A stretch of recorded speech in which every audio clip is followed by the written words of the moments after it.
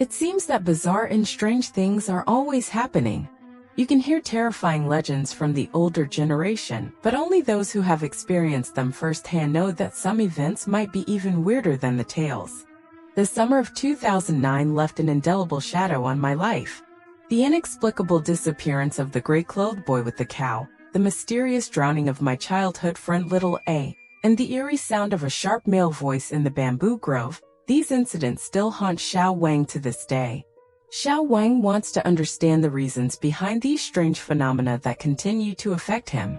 Xiao Wang recounts that it was probably during one of the years when he was in junior high, about 16 years ago, around 2009. At that time, Xiao Wang was in his hometown, where he had a very close friend of the same age, whom we'll call AA. AA was cheerful and outgoing. Having grown up in the countryside, he was skilled in various rural activities, such as herding cows, cutting grass for pigs and cows, catching crabs in the river, and fishing for small fish. Every summer vacation, Xiao Wang would return to his hometown from the city to escape the heat. In the countryside, Xiao Wang didn't know much about rural life, so AA's skills greatly attracted him, and they often played together. Since their families knew each other through generations, the two became very close friends over time. Whenever Xiao Wang returned to the village, he would seek out AA to play, asking him to take him to catch crabs, small fish, or bamboo shoot worms. At that time, both were around 14 years old, full of energy. Having grown up in the city, Xiao Wang was particularly fascinated by rural life and never tired of exploring new things with AA. The story begins one noon. It was extremely hot that day. After lunch at home, while his grandmother was washing dishes and taking a nap, Xiao Wang sneaked out. He remembers it was around 12:30 p.m. The day before, Xiao Wang and AA had made plans to hang out, so Xiao Wang eagerly ran to AA's house, wondering what fun activities AA would take him on that day. Xiao Wang's house was about 200 meters from AA's, and by the time he arrived, he was sweating profusely due to the heat. When he got to AA's house, AA was eating lunch with his grandparents. Xiao Wang waited at the door, not wanting AA's grandparents to notice him. Unlike Xiao Wang, rural kids like AA had to help with farm chores, so AA's grandmother often disapproved of him running off to play with Xiao Wang all day, worried it would interfere with household work. Xiao Wang waited for less than 5 minutes before AA's grandmother spotted him. Since their families were acquainted, she knew Xiao Wang was there to play with AA. Out of politeness, she invited Xiao Wang to sit inside and offered him watermelon. But Xiao Wang couldn't sit still, he was there to go out and play. Restless, he kept making small gestures to AA, urging him to finish eating quickly so they could sneak out. AA's grandmother noticed Xiao Wang's impatience and scolded them, saying the sun was too strong, it was too hot to run around, and they might get sunburned or suffer heat stroke. Though she was speaking to AA, her words were clearly meant for Xiao Wang too. Being mischievous, neither boy took her words seriously. Around 1:10 p.m., Xiao Wang glanced at the clock in AA's modest living room. After AA finished washing the dishes, the two sneaked out. As they left, AA's grandmother shouted after them, warning them not to run around in the scorching heat and threatening to deal with AA later. Ignoring her, the boys ran off. AA's house was at the edge of the village, located on a mountaintop. Behind the house was a small bamboo grove, and beyond it, a path led down the mountain. Halfway down the mountain was an abandoned fish pond. AA suggested they go catch tadpoles, which Xiao Wang found exciting since he had never done it before and wanted to catch some to keep. They immediately set off. The heat was intense, and within a few dozen meters, both boys were drenched in sweat. But the thought of catching tadpoles kept them distracted from the heat. As they approached the bamboo grove, strange things began to happen. At the time, it didn't seem significant, but in hindsight, it was unsettling. Upon entering the grove, the air felt noticeably cooler. The dense bamboo blocked much of the sunlight, and a breeze cooled their sweat-soaked clothes, even giving Xiao Wang a slight chill. Being a city kid with little exercise, Xiao Wang suggested they rest for a bit, saying the grove was cool. AA teased him, saying they had barely walked a few steps. But just then, Xiao Wang heard someone call his name. The voice was faint but clear, as if someone was whispering nearby. Thinking it was AA, Xiao Wang asked why he called him, noting that they usually use nicknames, not full names.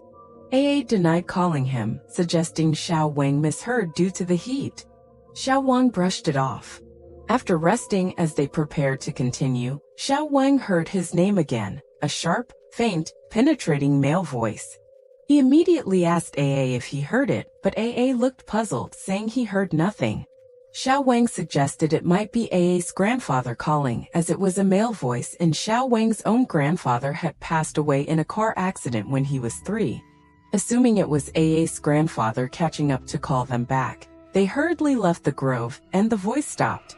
They didn't think much of it afterward.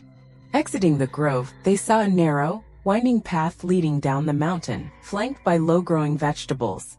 The path was open with no large trees, offering a clear view. It was a typical rural path, S-shaped and not easy to navigate. As they walked, the midday heat left the fields empty and quiet. After turning a corner, they looked up and saw, about 60 to 70 meters away, a boy their age standing motionless by the fish pond's embankment, holding a cow. He wore grayish-white clothes, held a stick in one hand, and led the cow with the other as it grazed. The details were clear, but his face was not. Xiao Wang asked AA who it was, but AA didn't recognize him, saying he didn't think the boy was from their village, perhaps from another. Excited at the prospect of meeting a new friend, they quickened their pace. The rural path was tricky, requiring them to watch their steps. As they approached the final turn near the embankment, they looked down to navigate the path, then jumped onto the embankment in less than 5 seconds. Xiao Wang in front landed first and looked up to see the fish pond covered in green duckweed, clearly long abandoned. Strangely, the boy and the cow they had just seen were gone. AA arrived moments later, and Xiao Wang asked where the boy went. They looked around but found no trace of him or the cow. The area was open, with only low vegetables around, nowhere to hide. A person and a cow couldn't vanish so quickly. At the time, being kids, they didn't think much of it, assuming the boy had left while they were descending. But looking back, it's chilling. In rural areas, cows are typically herded in the cooler afternoon, not at the hottest time of day. Dismissing the incident, they began catching tadpoles by the pond. After a while, the heat became unbearable, so they headed home, each carrying a bottle full of tadpoles. It was around 3 or 4 p.m. when they parted ways at AA's house. Back home, Xiao Wang was scolded by his grandmother for sneaking out. She mentioned having a dream during her nap about Xiao Wang's grandfather urgently pulling her and saying something incomprehensible, including that he called Xiao Wang, but Xiao Wang didn't respond. Xiao Wang didn't pay much attention, playing with his tadpoles. The next day, Xiao Wang's father took him back to the city for school registration. For days after the tadpole outing, while heading home for lunch after morning classes, Xiao Wang overheard his mother on the phone with his grandmother. She said AA had drowned while playing and was found in the pond that morning. His grandmother asked if Xiao Wang had been to the abandoned fish pond with AA. Xiao Wang was in disbelief. His friend, with whom he had just played, was gone. AA's grandparents were at Xiao Wang's grandmother's house, accusing Xiao Wang of taking AA out the previous day, claiming he didn't return until evening, and that they found him in the pond after searching all night. They even suggested Xiao Wang pushed AA into the pond.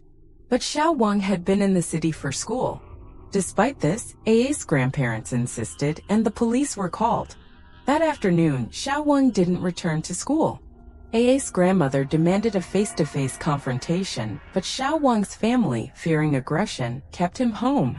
The police visited that evening to question Xiao Wang, who explained everything. The next day, they checked school surveillance, confirming Xiao Wang was at school during the incident. Surprisingly, his family didn't discuss it further, and Xiao Wang thought the matter was closed. About 5 or 6 days later, while walking home from evening study around 9:30 p.m., Xiao Wang passed an abandoned construction site with a flooded foundation pit resembling a small pond.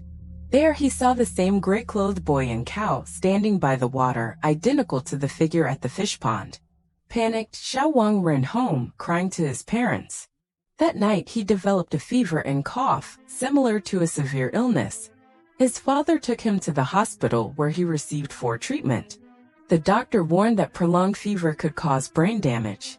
The next day, Xiao Wang woke up at home to find relatives, including his grandmother and others, gathered. He overheard fragmented conversations about his grandfather saving him and looking for him, warning him not to go near water alone. They gave him a bitter drink that felt like swallowing blades, and his fever subsided. Afterward, his family refused to discuss the events, and Xiao Wang never returned to his hometown. Now working a respectable job, he still occasionally hears faint, clear voices others can't hear, like whispers. Once during a night shift over New Year's, he heard voices in the cafeteria, only to find a group of cats. Another time, he saw a motorcyclist turn his head unnaturally far to look at him, only to later find the same young man dead at a work site, his body mangled under a truck. Since A's incident, Xiao Wang has sought answers, especially about the feverish night, but his family remains silent. He shares this story to hear others' thoughts.